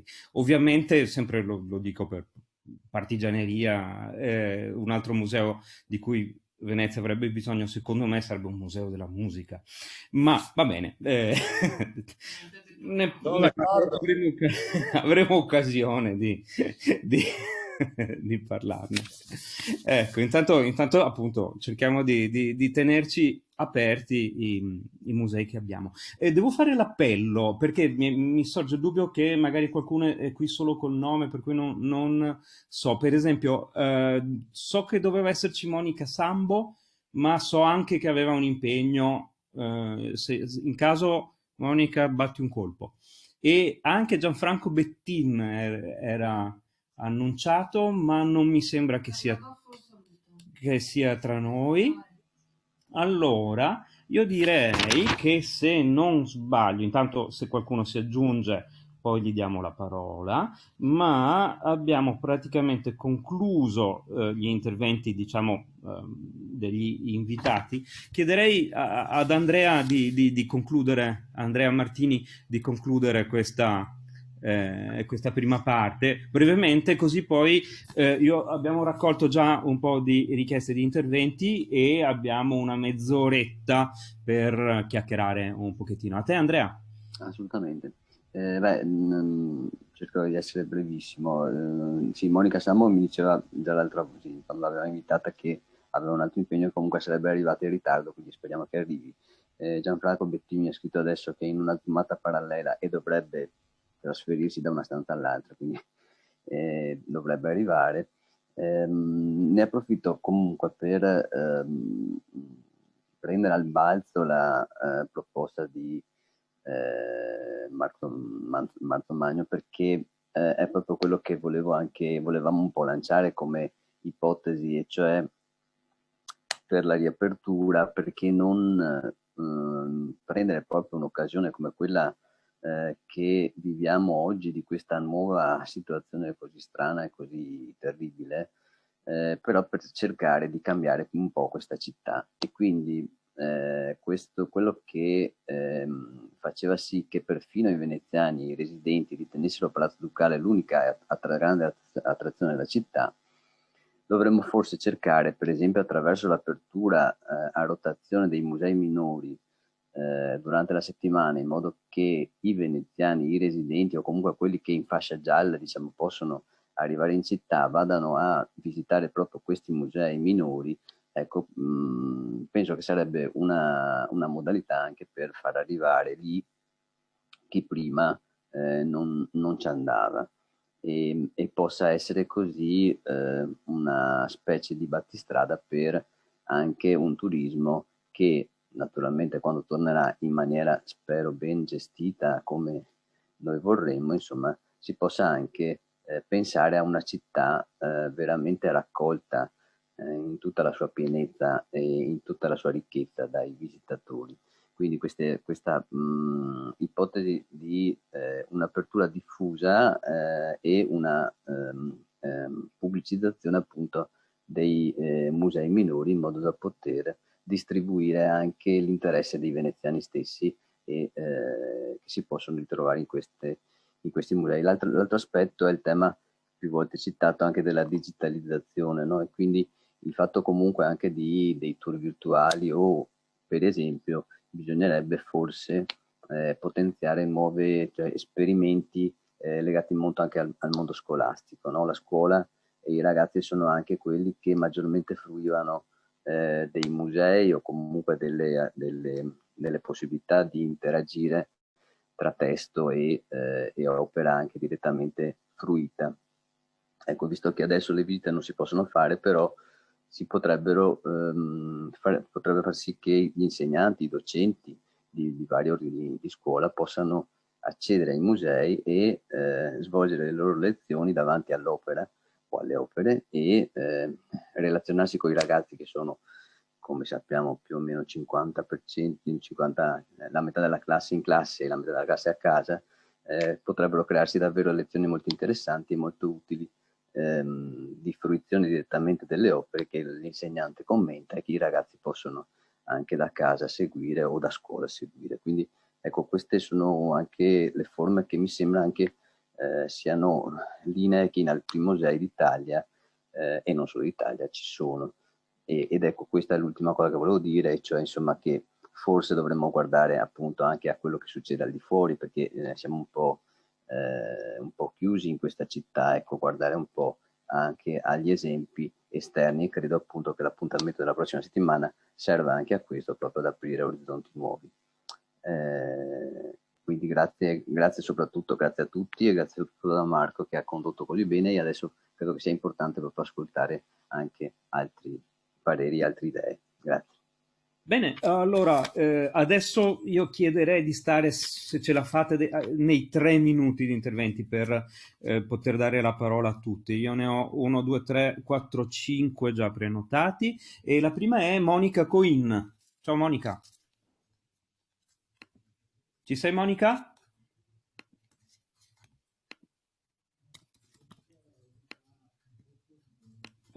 Scusate che... Monica, non ti sento e non ti vedo.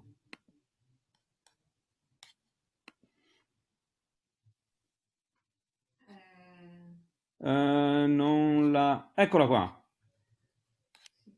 Vedo una mano di Monica, semmai ti metto... Facciamo così, Monica, se non ti dispiace ti ridò la parola dopo. Dopo Monica ho segnato Tommaso Vianello. Sì, mi sentite? Buonasera a tutti intanto. Prego, grazie. Ok, grazie, mi associo ai ringraziamenti fatti finora per questa iniziativa e agli interventi che ho ascoltato finora davvero molto interessanti, soprattutto mi è piaciuto quello di Mauro Masiero, e sarebbe da far ascoltare a certi assessori della giunta che hanno detto di ringraziare per la cassa integrazione, che dovremmo ringraziare per la cassa integrazione. È chiaro che ci sono anche lavoratori non tutelati neppure dalla cassa integrazione.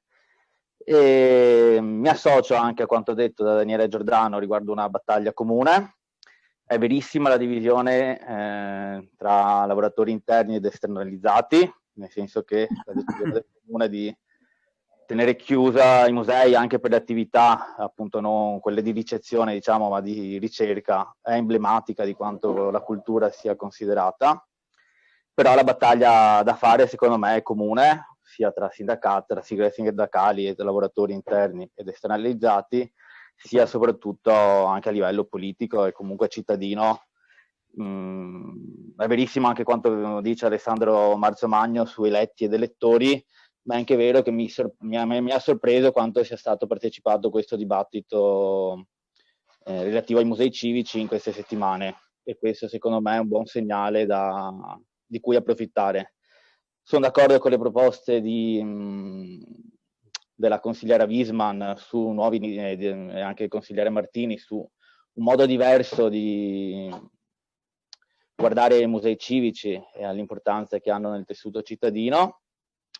È anche vero che la fondazione su alcune cose, lo stesso, per quanto riguarda, sì, lo diceva anche Mauro Masiero, il circuito education funziona abbastanza, cioè fa bellissime iniziative. Per esempio mi ricordo un paio di anni fa una notte al museo con i bambini piccoli, iniziative che dopo sono state purtroppo singole, che non hanno avuto seguito. L'ultima cosa che volevo far notare è il paradosso delle prossime settimane, per cui si rischia davvero di avere dei musei civici, dei musei statali aperti e musei civici chiusi, in sedi che sono comuni, perché abbiamo Pesaro, al cui interno c'è anche il museo orientale, ad esempio, che potrebbe essere aperto mentre adesso è il museo chiuso. Lo stesso con il Museo Correre, con il Museo Archeologico e la Biblioteca Marciana, che sono di gestione statale e che potrebbero essere aperti nelle prossime settimane, mentre il resto del palazzo del Museo Correre chiuso. E questo rischia di essere un'ulteriore figuraccia a livello non solo nazionale. L'ultima cosa, bellissimo anche l'intervento dell'associazione Mi Riconosci, sono un lavoratore dei beni culturali, anche lui ha affrontato il discorso dell'indotto, per cui i lavoratori interessati non sono solo i 76 interni e gli oltre 400 esternalizzati. Vedevo che citava anche Franceschini, una mancanza di voce da parte del Ministero dei Beni Culturali, che appunto ha finanziato la fondazione con 8 milioni di euro, ma non richiede di aprire in questi mesi. E proprio Franceschini, nel primo governo Renzi, sempre da Ministro della Cultura, ha definito con la legge 146 un servizio essenziale, quello di musei. Servizio essenziale che però viene meno in queste settimane in cui sembra che non sia così essenziale, purtroppo. Mi chiudo qua dicendo che oltre al dibattito di queste settimane, per quanto riguarda la tutela del lavoro e dei lavoratori, è importante secondo me continuare, una volta che si saranno spenti i riflettori su questa chiusura e magari speriamo cesserà la pandemia, perché per quanto riguarda soprattutto i lavoratori esternalizzati, essere sempre sotto il gioco dell'appalto, con la spada di Damocle di un appalto che ogni anno cambia, ogni pochi anni cambia, facendo venire meno tutta una serie di tutele salariali e di diritti, è veramente in una città come Venezia un'offesa. Mi chiudo e ringrazio tutti ancora, rimango qua ad ascoltarvi con piacere. Grazie mille. Allora, vediamo se abbiamo recuperato Monica Coin. Vai Monica. Proviamoci.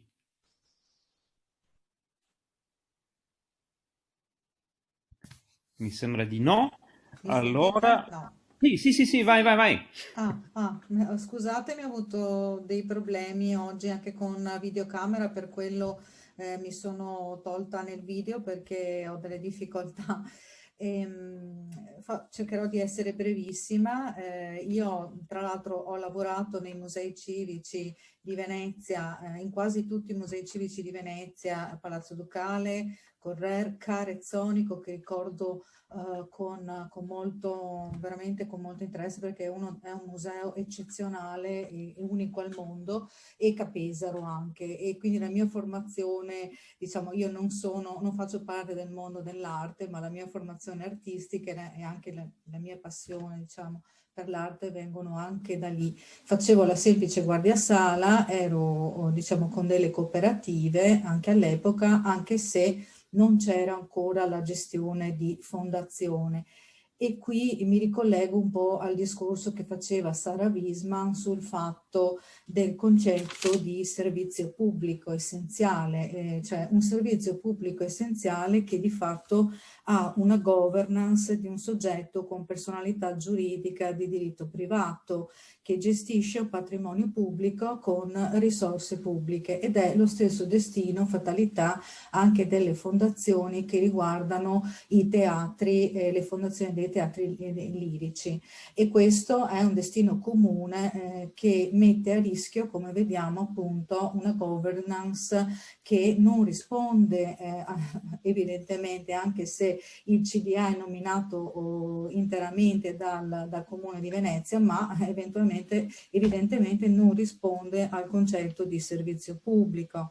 Come è stato detto, il museo civico si chiama civico proprio perché è riferito alla cittadinanza, quindi non necessariamente al turismo. È ovvio che il turismo garantisce un autofinanziamento importante, perché per esempio il Palazzo Ducale, che ovviamente è quello più diciamo economicamente produttivo, è quello che ha garantito delle riserve importanti e ha impedito ai bilanci di andare in passivo. Però la cultura come settore economico dovrebbe essere considerata un servizio pubblico, perché produce valore, a differenza degli altri settori cosiddetti turistici, che sono estrattivi nei confronti della città, produce valore e dovrebbe produrlo anche per i cittadini. Io ho un collega che mi dice: perché io ho 2 figlie e non posso portarle al museo, quindi anche il problema della residenza a Venezia, parlo di Venezia insulare, che è molto grave, che si sta sempre più riducendo, questo è un modo di gestire l'amministrazione pubblica non in funzione dei cittadini e dei residenti, ma solo in funzione del turismo estrattivo, e questa è una scelta politica, questo è evidente. Per quanto riguarda il lato lavoratori, è molto diciamo strano che non ci sia questo carattere di servizio pubblico essenziale, ma nello stesso tempo i lavoratori non possono scioperare in quanto definiti servizio pubblico essenziale nominalmente. Quindi è un po' un paradosso che i lavoratori non possano lavorare. La caratteristica dei lavoratori del museo è senz'altro la precarietà, innanzitutto per le esternalizzazioni, e anche questa è una scelta che secondo me andrebbe rivista non solo a Venezia naturalmente, ma nella gestione generale del lavoro pubblico legato a servizi pubblici essenziali. E anche le partite IVE, come ci ricordava Mauro Masiero, la precarietà riguarda spesso, anzi ancora di più, quelle figure autonome che però non sono autonome per libera scelta, ma, come ha detto lui, testuali parole, ob torto collo, quindi alla fine un finto autonomo che in realtà significa precariato. Per quanto riguarda la cassa integrazione, ricordiamo che la cassa integrazione attuale è riferita ovviamente al problema salariale dovuto a questa precarizzazione, quindi la stessa cassa integrazione che riduce il salario porta a dei redditi che non sono assolutamente sufficienti per i lavoratori, e ho finito, e quindi c'è un grave problema salariale e soprattutto per l'esternalizzazione la necessità di una clausola sociale che garantisca alla fine dell'appalto che non ci sia la perdita dell'anzianità di servizio, cosa che invece adesso purtroppo c'è. Quindi i problemi del lavoro sono collegati comunque alla tenuta sociale, e anche la cultura è legata alla tenuta sociale della città. Ecco, mi fermo qui. Grazie mille Monica. Allora io ho qui segnato Donatella Ascoli. Prego. Sì, buonasera a tutte e a tutti e grazie appunto per darmi la possibilità di intervenire. Io sono una lavoratrice degli appalti dei musei civici veneziani e anche una militante sindacale, e sono appunto milito nella CGIL e precisamente in una sua area sindacale che è Riconquistiamo Tutto. Allora, io vorrei provare in questi pochi minuti a dire quello che secondo me è un corretto punto di vista da parte dei lavoratori e delle lavoratrici, e direi ancora di più in un momento drammatico come questo che stiamo vivendo, quello di una pandemia. epocale e che, diciamolo, viene gestita in modo assolutamente catastrofico da parte del governo. Quindi per diciamo riportare l'argomento di cui stiamo parlando nella situazione generale reale, cioè una situazione in cui ci sono degli elementi che vanno assolutamente considerati e andrebbero discussi, e mi limito solo a citarne alcuni. La questione dei trasporti, la questione del tracciamento che di fatto non c'è.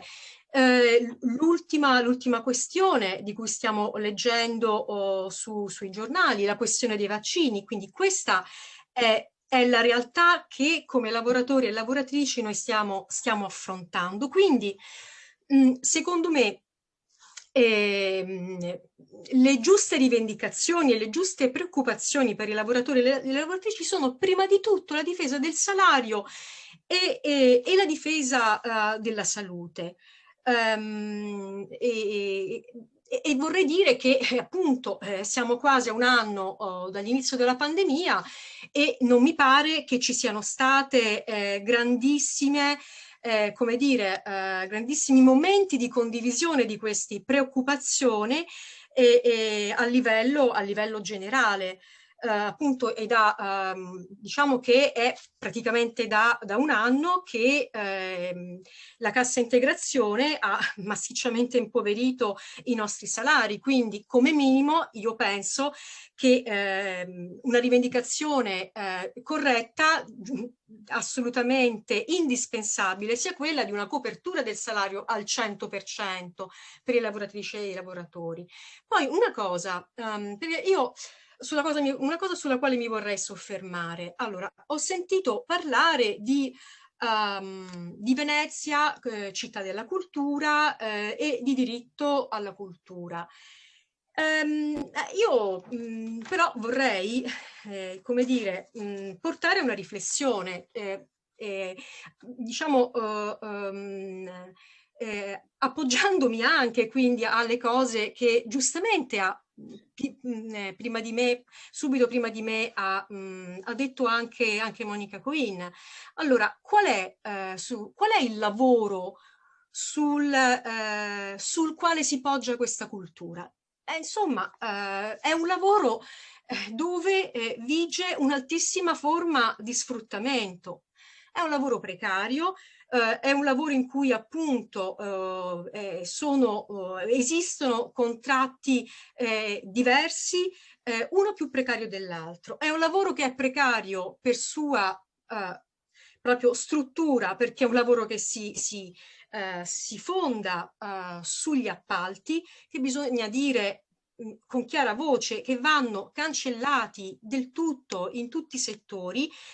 Ed è un lavoro che è diciamo determinato anche dalla forma di privatizzazione di questi beni culturali della città di Venezia, perché anche questo va detto. Una fondazione dei musei civici di Venezia non dovrebbe neanche esistere. Quindi perché appunto è una forma di privatizzazione del patrimonio storico-artistico e tutte le forme di privatizzazione andrebbero assolutamente cancellate.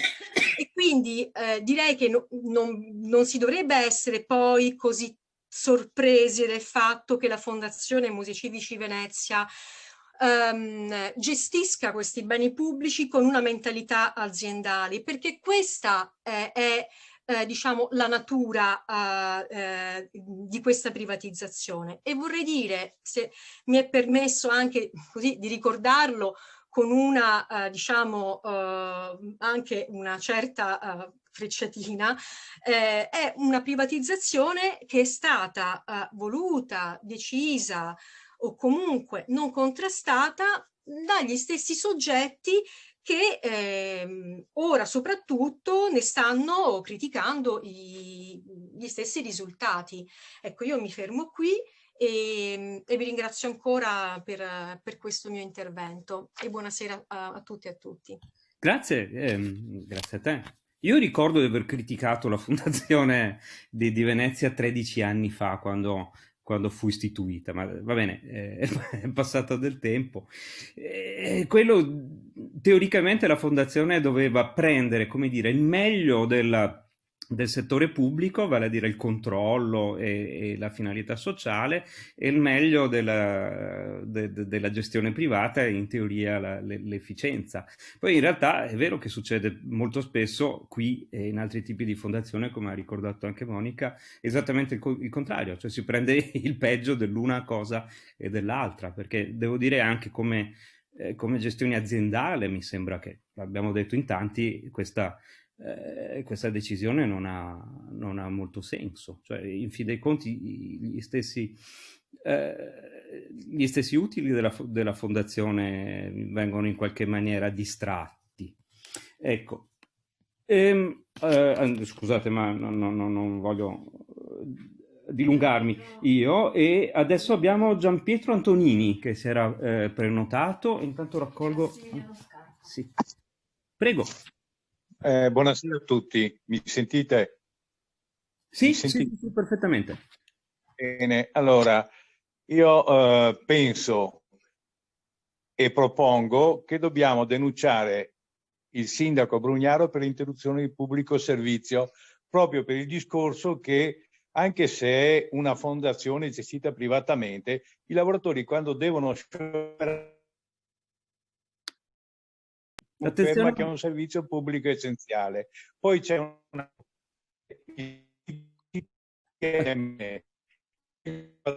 gennaio del governo che prevede l'apertura delle norme sulla sicurezza.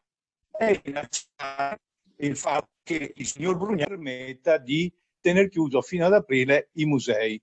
E questo è il secondo elemento. Terzo elemento, sta violando la Costituzione italiana, l'articolo 2, che prevede il diritto alla cultura e quant'altro. Di conseguenza, a mio avviso, va denunciato e su questo dovremmo fare una raccolta di firme. Io personalmente lo faccio, fra l'altro parlo come cittadino ma anche come rappresentante sindacale della CUB. Dopodiché c'è un discorso che il signor Brugnaro l'ho fermato in piazza, dietro a Piazza Barchi, ancora quando parlavano di fare il raccordo ferroviario al collegamento all'aeroporto, proponendogli alcune soluzioni, poteva anche allargare l'attività del museo. Il fatto che, ad esempio, forse se siete veneziani dovete saperlo, all'Ire della Giudecca ci sono all'interno patrimoni inestimabili di attenzione al collegamento che è un po' ballerino. Sì, anch'io non so. Scusate. Niente, all'Ire della Giudecca dentro c'è una montagna di dipinti dei donatori, dei sussidi, i disabili e quant'altro. È un patrimonio artistico immenso e non solo, è anche un elemento di conoscenza di chi erano i veneziani di Venezia che va portato a conoscenza della città. Detto, penso che in questo momento che i giovani protestano perché hanno le scuole chiuse, il 50% che non può andare a scuola deve essere portato nei musei per far vedere i musei e soprattutto per fargli fare educazione civica e culturale. Mi fermo qua perché non voglio fargli perdere tempo. Ecco, l'unica cosa che dico, io inviterei alla prossima riunione un poeta operaio che scrive su abiti di lavoro. E sarebbe importante sentirlo. Buona serata a tutti. Grazie, grazie mille.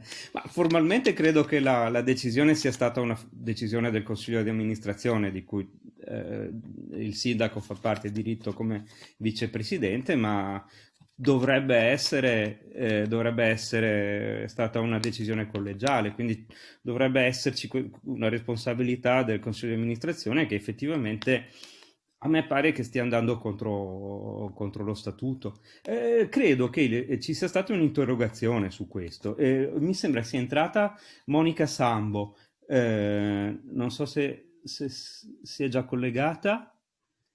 Beh, se le diamo la parola dopo magari. E adesso allora c'è Donatella Calabi, che ringrazio della pazienza anche.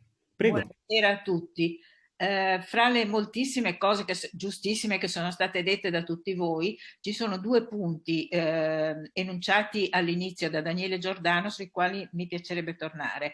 Le funzioni dei musei per riflettere sul futuro dei musei stessi e sul futuro della città. Per quanto riguarda il primo punto, futuro dei musei, io credo che valga la pena oggi di pensare al fatto che purtroppo io stessa l'ho fatto nel passato, le grandi mostre non è più il momento di organizzarle. Quindi fra le funzioni dei musei, i musei stanno cambiando la loro natura e il loro ruolo. Sicuramente tutti gli aspetti educativi che sono stati qui enunciati sono importantissimi e penso sia abbastanza importante provare a pensare anche all'aspetto del museo come laboratorio. Tutto sommato i musei anglosassoni stanno sempre di più muovendosi in questa direzione. Allora io sono abbastanza d'accordo come dire, visceralmente con Alessandro Marzomagno che proponeva l'istituzione, o con anche Marco Rosasalva che proponeva l'istituzione di altri musei, della musica, della gondola e viceversa. Da parte mia, come presidente dell'associazione Progetto Rialto, mi viene spontaneo, ed l'ho anche fatto nel passato, la nostra associazione l'ha fatto, di proporre un museo su Venezia nel commercio internazionale. Però credo che non sia più il momento di fare queste proposte. Voglio dire, anche facendo un atto di autocritica da questo punto di vista, penso che sia piuttosto il momento di lavorare nella direzione del museo come laboratorio e quindi la capacità, la necessità di inventarsi delle iniziative che siano anche iniziative temporanee che approfondiscono ciascuno di questi punti che ci interessano senza avere l'ambizione di creare nuovi musei in un momento come questo. La seconda questione che volevo sottolineare come utente, e qui assolutamente mi aggiungo a quello che diceva Alessandro Marzomagno, anch'io sono utente di biblioteca, di archivi e di biblioteche, perché scrivo dei libri, ma sono utente anche come sono stata utente, adesso sono in pensione, come professore, e vorrei ricordare l'importanza che hanno e da questo punto di vista ritornare al discorso che faceva Daniele Giordano su riflettere sul futuro della città. Gli studenti dopo tutto potrebbero essere una componente, gli studenti non solo quelli delle scuole primarie e secondarie, ma quelli universitari, potrebbero essere una componente fondamentale dei cittadini di questa città, se non altro per il periodo in cui abitano o potrebbero abitare a Venezia. Noi con questo sistema di chiusura dei musei, delle biblioteche e degli archivi stiamo andando nella direzione di spingere sempre di più gli studenti universitari a non abitare a Venezia, ma a starsene a casa loro e frequentare internet o sia dal punto di vista delle lezioni online, ma anche dal punto di vista delle ricerche. E questa, ve lo garantisco come professore che ha lavorato tanti anni all'Università di Architettura, è secondo me una tendenza pericolosa. Noi dovremmo pensare al futuro della città anche come, bene o male, le università, e quando parlo di università parlo delle due università conosciute, ma anche dell'Accademia, ma anche del Conservatorio, di tutte le istituzioni educative anche di alta formazione, che dovrebbero sempre di più attirare studenti in questa città come componente della cittadinanza che per un periodo almeno della loro vita, vivendo a Venezia, la arricchirebbero. Le università sono l'aspetto non turistico, uno dei pochi aspetti non turistici di questa città, ai quali credo sia importante fare attenzione, alimentando la loro presenza qui. E non allontanandoli. Tener chiuso biblioteche ed archivi, voi non potete immaginare quanti studenti non riescono a finire la loro tesi di laurea o ancora più dottorandi a finire la loro tesi di dottorato perché non hanno la possibilità di accedere né agli archivi né alle biblioteche né ai musei. E vi ringrazio. Grazie mille, grazie mille. In effetti sì, non sono 4 gatti a dover frequentare le biblioteche, sono praticamente tutti gli studenti, da quelli che fanno la piccola tesina del triennio del conservatorio fino appunto ai dottorandi e tutti i ricercatori anche stranieri che vengono qui a Venezia. Tra l'altro anche questo è un bell'indotto, e non solo un indotto economico, ma è un indotto culturale tanto importante che non dobbiamo perdere. Comincia a essere quasi l'ora di buttare la pasta, eh? Allora, chiedo ancora se Monica Sambo c'è e vuole intervenire. Ci sono, mi spiace, ma purtroppo, come avevo anticipato da Andrea, avevo già un altro incontro fissato da tempo e non potevo rinviarlo, quindi faccio solo un saluto, anche perché insomma non mi piace in generale parlare molto quando non ho ascoltato tutti gli altri e mi dispiace appunto non aver potuto partecipare a questo comunque sicuramente interessante dibattito. Sento solo gli ultimi 2 interventi, quindi è evidente insomma la necessità comunque di far squadra anche in città in questo momento, proprio legato cioè ad una miopia evidente, non solo quella legata ovviamente alla chiusura quindi dei musei fisicamente, quindi all'apertura delle porte, ma anche, lo avrete sicuramente detto e lo è stato detto anche negli ultimi interventi, a tutto quel lavoro che sta insomma comunque all'interno dei musei a prescindere dall'apertura, e quindi conservazione, archiviazione, digitalizzazione, promozione e anche programmazione. Vedo che si può recuperare con la registrazione, benissimo, grazie, anzi l'ascolterò sicuramente volentieri, e quindi su questo dovremo fare un lavoro credo congiunto. Abbiamo presentato anche come consiglieri di opposizione proprio ieri o l'altro ieri insomma una richiesta di commissione pubblica alla Presidente della Commissione Cultura, in modo tale che questo poi possa essere discusso con i membri della Giunta, in teoria che è il sindaco in teoria, e con la fondazione in modo pubblico, anche per chiarire quali sono state le motivazioni, le ragioni, e pubblicamente, perché noi l'abbiamo appunto scoperto dalle denunce sindacali, e questo che nemmeno oltre la città, ma nemmeno il Consiglio Comunale sappia, conosca le scelte del proprio assessore alla cultura e della fondazione, che comunque è una fondazione a partecipazione comunale, è inaccettabile. Ricordo poi insomma che per fortuna si stanno anche attivando tanti giovani con le fotopetizioni, insomma una serie di... Quindi penso che tutte le iniziative, oltre a quelle internazionali che ci sono state insomma in queste settimane di attenzione, ma tutte le iniziative anche cittadine e locali siano assolutamente necessarie per far cambiare passo, anche per poi ritrovare anche a fini tra virgolette da un lato di ricongiungimento comunque in qualche modo con la città, e quindi di unione con la città di questo importante patrimonio della fondazione, però anche per un futuro di Venezia anche dal punto di vista turistico. Cioè se noi non ripartiamo con un rilancio serio, ci troveremo forse tra 1 anno o 2, quando riprenderanno i ritmi, con lo stesso tipo di turismo, mentre se noi iniziamo a lavorare con una programmazione diversa, allora anche dal punto di vista riparte l'economia, ma riparte anche un tipo di attenzione diversa verso la città. Basta, ringrazio e ascolterò sicuramente la registrazione. Grazie mille. C'è la mano alzata di Massimiliano Scarpa, che mi pare sia l'ultimo che si è prenotato per un intervento. Prego. Ok, buonasera a tutti, grazie della possibilità di parlare. Mi presento brevemente, Alza la voce, scusami. Sì, scusate, allora ecco qua. Mi presento brevemente, sono ricercatore dell'Università UAV di Venezia e segnalo, e questo comunque lo dirò anche martedì 26, segnalo che con l'attuale status diciamo dei musei si rischia di perdere anche qualche buona occasione. Per esempio abbiamo avuto la fortuna come università di coinvolgere Palazzo Ducale come caso studio all'interno di un progetto europeo, E quindi abbiamo fatto del lavoro proprio in vista di questo e gratuitamente il Palazzo Ducale potrà fruire di una catena di misure, di una serie di misuratori nuovi proprio ai fini dello studio e del miglioramento della conservazione delle opere.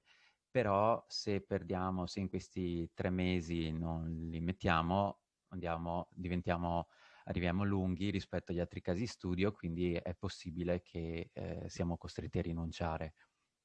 Quindi, come vediamo, insomma, le attività che sono connesse ai musei non sono solo quelle di bigliettazione, come forse pensa il sindaco, ma sono molto più ampie e anche possono portare dei vantaggi sostanziali, ecco, non è solo una spesa. Grazie dell'attenzione.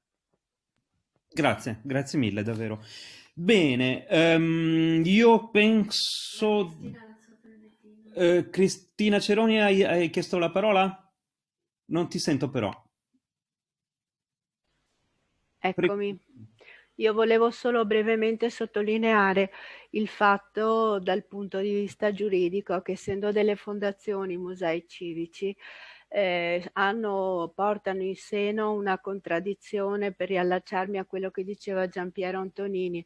C'è una contraddizione tra il mezzo e lo scopo, perché essendo dei patrimoni di destinazione, la loro destinazione primaria è quella di sviluppare cultura, ma di destinarla a qualcuno, e questa destinazione a qualcuno sono i fruitori. E chi sono i fruitori principali? Sono i cittadini, essendo radicati nella città. Quindi questo collegamento che lui fa di denuncia per interruzione di pubblico servizio, io sono d'accordo che c'è anche proprio un contrasto tra quella che è la natura giuridica che vanno a svolgere le fondazioni, anche se sono miste con un patrimonio pubblico, ma comunque lo scopo si rivolge a quello di promuovere la cultura, ma a favore di chi?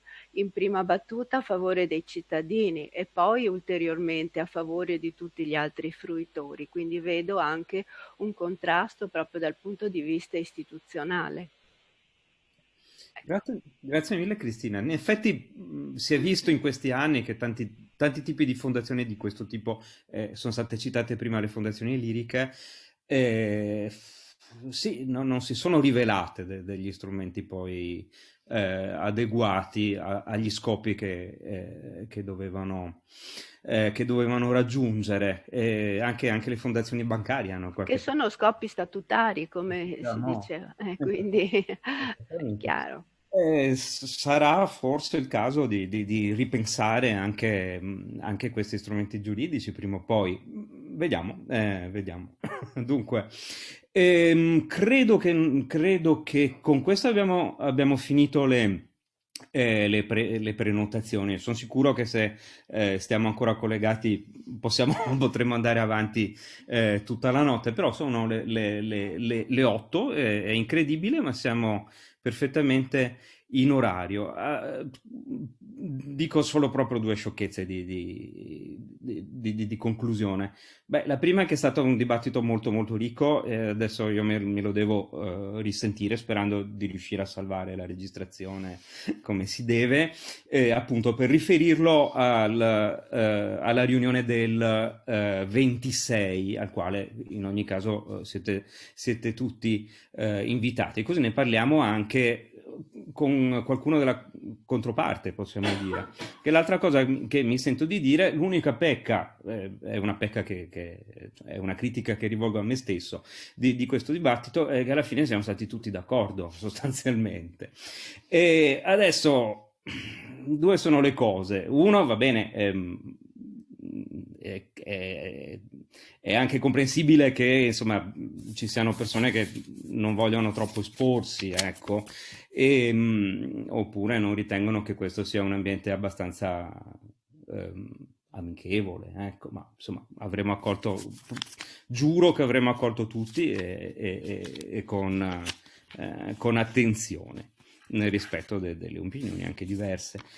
L'altra cosa è che forse abbiamo ragione noi, insomma, e le obiezioni che vengono fatte, quelle che ho anche letto nei social, tipo non ci sono i soldi, o tipo ma ci sono cose più importanti dei musei, eccetera, eccetera, sono obiezioni un po' poverelle, ecco.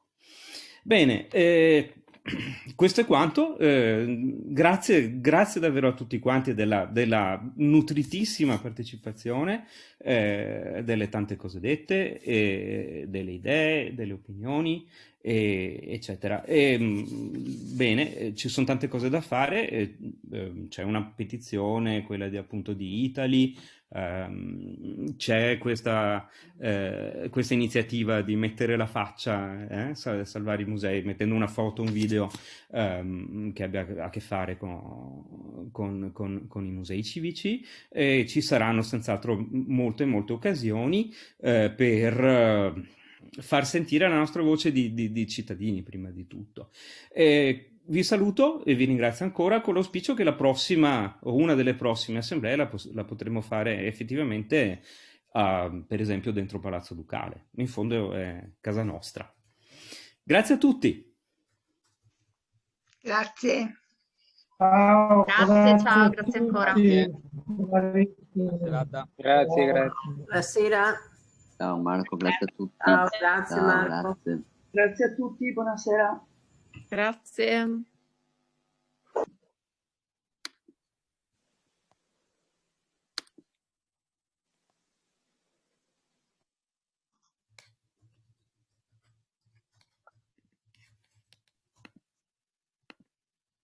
Ciao a tutti, grazie Marco, bravissimo, ottima conduzione, grazie a tutti. Grazie a Ciao. te, il lavoro tuo. Davvero. Dietro le quinte sempre. Ciao. Ciao, a prestissimo. Benissimo.